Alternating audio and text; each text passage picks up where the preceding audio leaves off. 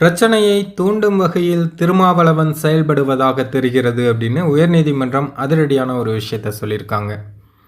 அதாவது இப்போ சமீபத்தில் திருமாவளவன் அவர்களுடைய கார் ஒரு வழக்கறிஞர் மேலே மோதிச்சு அப்படின்னு ஒரு செய்திகள்லாம் வெளியாகிட்டு இருந்ததை நீங்கள் பார்த்துருப்பீங்க. அதுக்கப்புறமா விசிகவினர் அந்த வழக்கறிஞரை தாக்குன வீடியோக்களும் வெளியாகிருந்தது.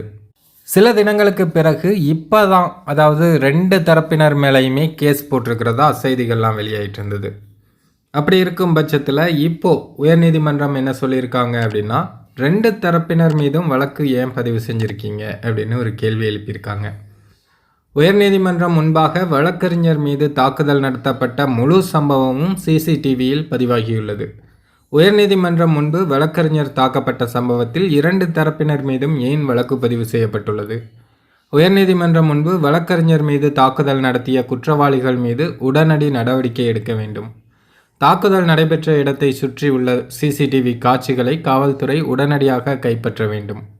தாக்குதல் சம்பவத்தை தடுக்காமல் திருமாவளவன் பிரச்சனையை தூண்டும் வகையில் செயல்படுவது போல் தெரிகிறது. வழக்கறிஞர் தாக்கப்பட்டது தொடர்பாக பார் கவுன்சில் நடவடிக்கை கோரி வழக்கறிஞர் பாலு தொடர்ந்த வழக்கில் உயர்நீதிமன்றம் இப்படி ஒரு உத்தரவு கொடுத்திருக்காங்க. அது மட்டுமல்லாமல் வழக்கறிஞர் தாக்கப்பட்ட சம்பவம் நடைபெற்ற இடத்தில் இருந்த போலீசார் என்ன செய்து கொண்டிருந்தனர் எனவும் உயர்நீதிமன்றம் கேள்வி எழுப்பியுள்ளது. சபாஸ், சரியான கேள்வி அப்படின்னு நெட்டிசன்கள்லாம் கருத்து சொல்லிட்டு இருக்காங்க. இது பற்றிய உங்களுடைய கருத்தை மறக்காமல் கமெண்ட்டில் சொல்லுங்கள்.